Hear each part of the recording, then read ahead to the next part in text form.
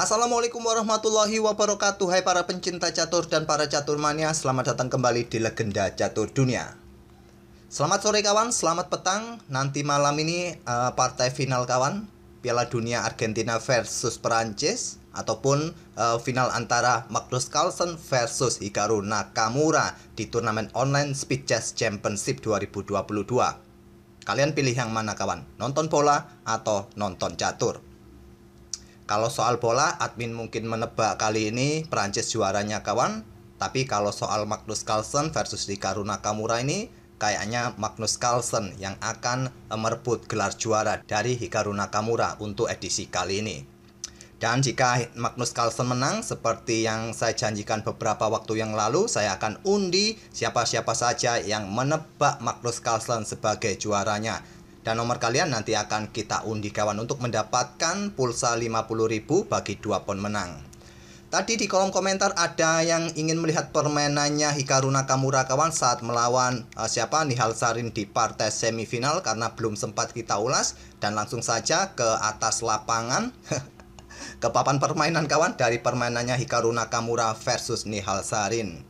Terlebih dahulu saya coba akan hadirkan permainan 5 menit increment 1 detik. Ini papannya salah. Papannya adalah sebagai berikut kawan, di mana Nakamura pegang putih, dan game ini merupakan game ketiga dalam permainan 5 menit increment 1 detik kawan. Ide permainan dari Hikaru Nakamura di game ini cukup menarik kawan, dengan pembukaan pion H3 tadi. Nama pembukanya di ensiklopedia caturnya adalah Clemens Opening dengan pion H3 ini kawan. Mungkin di tempat kalian atau di kampung-kampung sering kita mainkan saat putih mendapatkan giliran untuk melangkah. Jelas putih kawan, kalau di permainan catur putih melangkah terlebih dahulu. Kalau di kampung-kampung, bahkan admin dulu waktu kecil juga sering bermain dengan memainkan 2 pion sekaligus kawan. Apakah pion A, pion H, ataupun pion B ataupun pion G sekaligus kawan. Itulah keuntungan pegang putih saat kalian bermain di pos ronda atau warung kopi. Apakah pembukaan 2 pion sekaligus ini di tempat kalian masih ada kawan? Atau kalian juga sering memainkannya? Cukup menarik. Seperti biasa, hitam bisa membalas dengan pion-pion pusat kawan untuk menguasai lajur pusat ataupun mengembangkan kuda F6 terlebih dahulu. Tadi kita lihat bahwa Nihal Sarin memilih dengan pion E5. Dan seperti biasanya dalam tahap pembukaan banyak pilihan bagi putih kawan.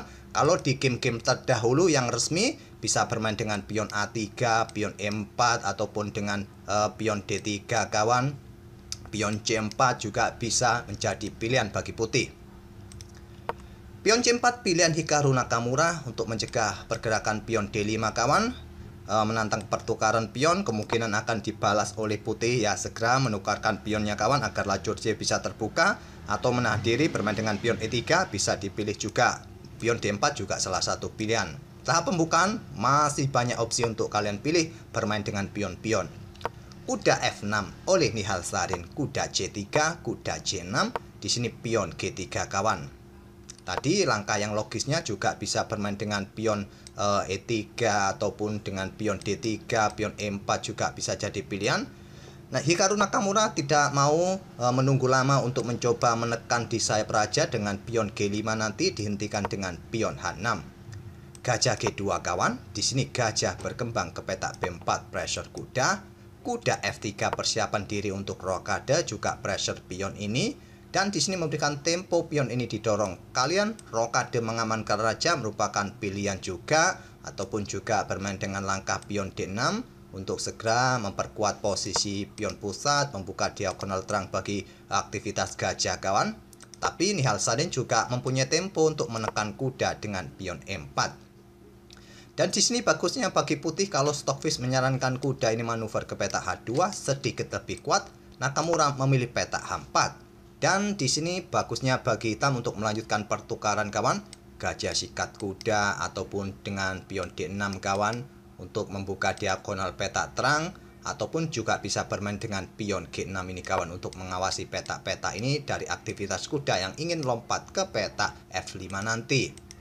Tapi memilih untuk menantang pertukaran di petak D5, dan ini merupakan langkah blunder kawan, menyerahkan 1 pion secara gratis. Diterima oleh Nakamura. Pion C pukul pion D5, diambil balik oleh kuda, dan pion ini sudah tidak ada yang menjaga kawan, diambil oleh gajah. Selanjutnya di sini kalian juga bisa melanjutkan pertukaran kuda pukul kuda ataupun pengembangan gajah ke peta E6. Gajah ke peta E6 dipilih oleh Nihal Sarin, perkuat posisi kudanya. Sekarang kuda F5 untuk mencoba tekan peta G7 atau menantang pertukaran gajah terang. Masih bisa diambil balik oleh gajah, hitam kehilangan gajah terang kawan. Nihal Sarin memilih mengamankan raja rokade sekaligus mengamankan peta G7-nya. Sekarang pion A3 dan sekali lagi pertukaran gajah sikat kuda merupakan salah satu pilihan juga kawan, ataupun gajah jika ditarik mundur ke peta A5 saja nanti bergeser ke peta B6. Tapi memilih bergeser ke peta C5 kawan ini memberikan tempo bagi Nakamura bermain dengan pion D4-nya. Gajah mundur ke peta B6, sekarang pion E3 kawan untuk perkuat rantai pionnya. Maaf salah klik. Rantai pionnya seperti ini dan benteng E8 lanjut Nihal Sarin. Nakamura rokade di langkah ke-14-nya dan Nihal Sarin tidak mau menunggu lama kawan. Pertukaran kuda merupakan pilihan terbaik dari tadi. Pertukaran atau ambil kuda C3 ini merupakan salah satu pilihan terbaik. Tapi Nihal Sarin mencoba membongkar struktur pion putih kawan yang mulai terbuka ini. Tapi mendorong pion ini termasuk langkah pengorbanan pion kawan. Nakamura tidak berani ambil, gajah ditarik mundur ke peta G2. Ambil saja kawan seperti ini, kalaupun ada menteri keluar untuk melakukan skak, kalian tantang pertukaran. Putih akan unggul 2 pion di langkah ke-16 ini. Nakamura tidak berani ambil, gajah ditarik mundur, pion H pukul pion G4. Dia pukul balik oleh pion H, selanjutnya pion G6 untuk usir kuda. Kuda ke A5, manuver ke B3 atau tadi sikat kuda C3 merupakan pilihan terbaik, tapi bermain dengan pion G6. Memberikan kesempatan kuda bermain di peta H6 skak, raja G7, dan selanjutnya pion E4 kawan. Sekaligus ancam kuda membuka diagonal gelap untuk lindungi kuda di peta H6 ini. Barulah sekarang kuda pukul kuda diambil balik oleh pion B, dan gajah bergerak ke C4, benteng E8 untuk perkuat posisi pion pusatnya walaupun sudah mendapatkan dukungan dari gajah. Menteri keluar ke peta H4, di sini pion didorong untuk perkuat posisi kuda dan pion pun sudah mendapatkan dukungan dari gajah lewat belakang kawan atau dari belakang. Benteng A D8 lanjut Nihal Sarin mengeluarkan semua perwiranya, menempati lajur semi terbuka bagi hitam di posisi ini, dan Menteri F3 juga mengeluarkan perwira mayornya kawan. Ini jenderal yang keluar ini ingin melakukan ancaman di sini. Terlebih dahulu di sini kawan, Nihal Sarin mencoba manuver membuat langkah pengorbanan agar gajahnya mendapatkan diagonal gelap ini kawan untuk serang benteng ataupun kontrol peta F6. Selain pengorbanan, di sini hitam juga bisa bermain dengan langkah benteng ini digeser kawan naik ke peta D6. Kalaupun ada gajah F4, benteng ini siap digeser ke peta E6 kawan. Kemungkinan akan dibalas dengan langkah gajah bergerak ke peta H3 untuk serang benteng. Kalian bisa melanjutkan dengan langkah benteng ini turun ke peta E7. Menteri sekarang tidak mempunyai tempo kawan untuk bergerak ke F6. Kalau ada serangan gajah, menteri bisa ambil pion ini. Tapi posisi putih masih lebih baik, walaupun dengan langkah benteng tadi diangkat ini untuk mengontrol peta F6 ataupun benteng D yang diangkat kawan. Nihal Sarin melakukan manuver pengorbanan kawan, dan selanjutnya gajah kontrol peta F6 serang benteng. Benteng B1 bisa jadi pilihan untuk tekan pion B7, tapi memilih pengorbanan pertukaran kualitas. Gajah F4 ini merupakan salah satu pilihan terbaik juga dari Stockfish. Mungkin serang menteri, tapi perlu diperhatikan menteri juga bisa mengambil pion G5 nanti.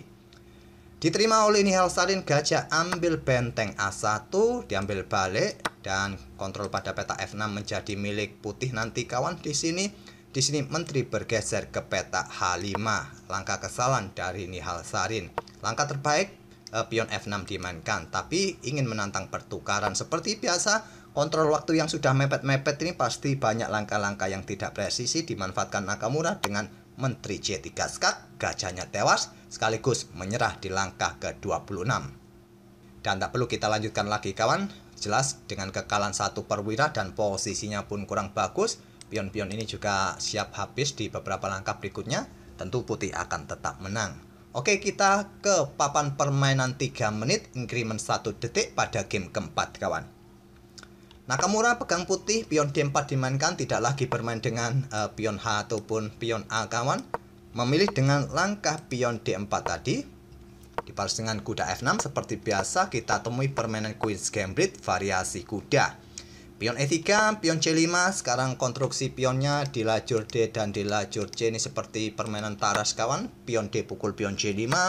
Diambil balik oleh gajah, pion A3 untuk dukungan pion B-nya didorong, tempo ancam gajah, pion C-nya didorong, dikontrol dengan pion B6 sekaligus membuka akses bagi gajahnya bergerak untuk mengawasi peta ini dan mencegah pergerakan pion B5 ataupun pion C5 ini kawan. Dan akhirnya Nakamura menukarkan pion C pukul pion D5, diambil balik oleh kuda agar pionnya tidak terpisah di lajur D. Ini memberikan kesempatan Nakamura bermain dengan pion E4, kuda mundur kembali kawan, terbuka menteri saling berhadapan dan Nakamura langsung menukarkan menterinya, mencoba simpel permainan dan hitam sudah tidak mempunyai kesempatan rokade.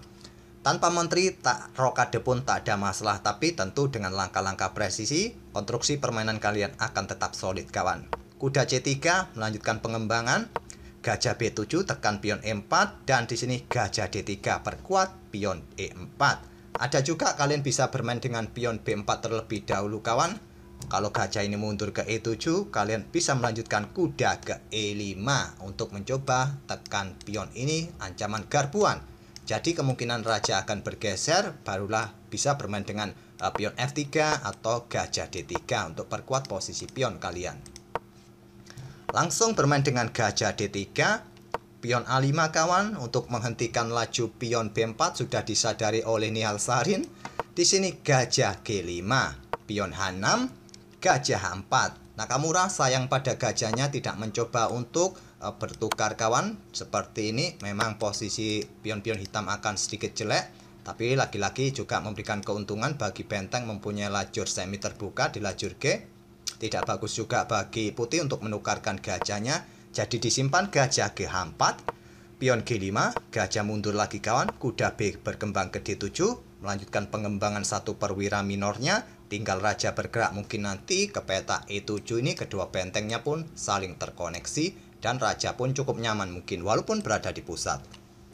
Pion H4, ditolak tantangan bermain dengan raja ke E7 kawan untuk mengkoneksikan kedua bentengnya. Pion H pukul pion G5, diambil balik, terbuka tantangan pertukaran benteng, diambil oleh Nakamura, diambil balik, dan selanjutnya rokade panjang untuk mengamankan benteng A1 kawan. Jangan tergoda dengan pion yang gratis karena tadi benteng bisa meluncur, benteng A1 tewas. Oleh karena itu mengamankan raja terlebih dahulu juga penting untuk menempatkan bentengnya langsung di lajur pusat yang terbuka di lajur D. Sekarang kuda G4. Menyerahkan pionnya ini kawan, ditolak dengan benteng D2 untuk memperkuat posisi pion F2-nya ini. Di sini barulah pion F6 dimainkan perkuat pion G5-nya dan gajah bergerak ke peta B5. Coba tekan kuda dan dalam posisi tertekan usahakan perwira kalian jangan lama-lama kena tawan kawan, jangan coba lama-lama ditekan, tapi di sini Nihal Sarin memilih dengan pertahankan dengan benteng D8. Ke F8 ke peta B8 merupakan opsi terbaik untuk menghindari tekanan tapi dipertahankan dengan benteng D8. Nihal Sarin tidak melihat ada gajah gelap yang bisa meluncur ke peta C7 oleh Nakamura. Dan kalah kualitas pertukaran nanti jelas kawan. Kalau benteng bergeser tentu kehilangan satu perwira penuh. Gajah C8 perkuat posisi kuda. Gajah ambil benteng D8 diambil balik oleh raja. Kuda manuver mundur ke D1, raja naik agar tidak lama-lama kena pin dari benteng ini kawan. Dan selanjutnya di sini kuda satunya manuver ke D4. Coba blokade ancaman terhadap pion F2-nya, mungkin pion F3 ini siap dimainkan. Terjadi pertukaran kawan, gajah sikat kuda D4 diambil balik oleh benteng. Posisi pion F2 masih cukup aman dengan keberadaan kuda dan siap juga dimainkan untuk mengganggu posisi kuda G4 ini. Kuda C5 mencoba ancaman skak garbuan kawan di sini, coba lihat.